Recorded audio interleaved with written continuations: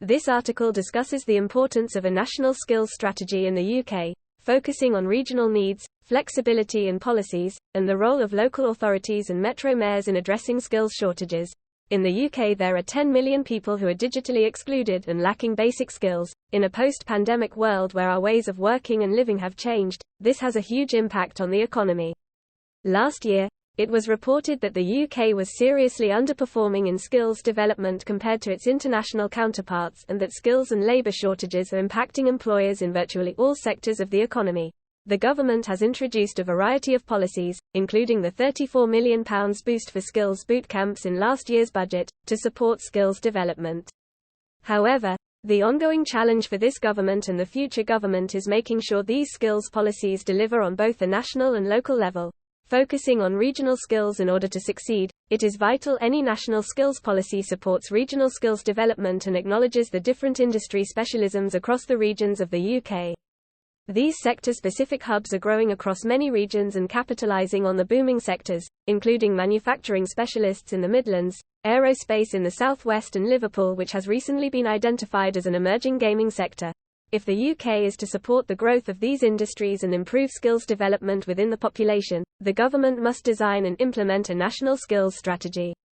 To ensure this strategy supports local businesses at the same time as supporting national skills development, the policy must be linked to an industrial strategy, which delivers the talent pipeline and retraining, upskilling opportunities to meet regions' individual needs. This approach requires a coordinated effort between businesses, metro mayors, local authorities, training providers and the government to implement a comprehensive national skills strategy. Additionally, it is key that flexibility is at the center of plans, allowing support for devolved regions but keeping both a national focus and employers and learners at the heart of policies. Flexibility in action. Last year, £3 billion of apprenticeship funding went unused, either being handed back to the Treasury, by the Department for Education, or being left unallocated by the Treasury, following the launch of the Apprenticeship Levy in 2017.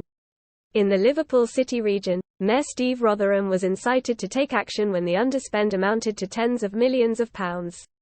He urged big firms such as Liverpool Football Club to help fund apprenticeships at smaller businesses as part of the Young Person's Guarantee (YPG) scheme. This resulted in the mayor and the combined authority helping to transfer £2.4 million of unallocated apprenticeship levy to smaller firms, creating more than 560 new training roles to date. Another example of a national skills policy, such as the Apprenticeship Levy, being flexed to help devolved governments support regional businesses was in the Greater London Authority. Here the Mayor's apprenticeship programme has been running since 2021 and has pledged an annual sum of £1.2 million to support apprenticeship projects. Why metro mayors and local authorities play a key role more than anyone. Metro mayors, training providers and local authorities can understand regional skills needs, and the areas which may need improvement. In support of that, last year, the government launched its Local Skills Improvement Plans, LSIPs, initiative with the goal that training provision better meets the local needs of businesses and regional sectors. Despite LSIPs being a positive step forward to tackling skills shortages across regions, more effort and a joint approach from training providers, metro mayors and local authorities is required to attract people to these opportunities.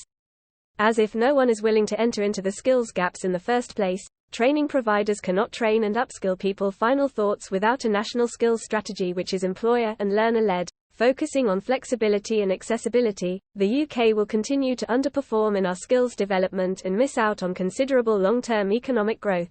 This national skills strategy should use an overarching national framework which includes learner skills accounts to ensure large employers can meet the local skill need as well as the national. We cannot have a system operating as a national lottery. Additionally, implementing a national skills strategy whilst maintaining a focus on local businesses would hugely support the local SME market, which contributed £2.41 million to the UK economy in 2023. It's time we play to our nation's strengths and consider if learner skills accounts could be the answer. By Nicola Hay MBE, Director of Apprenticeship Strategy and Policy at BPP.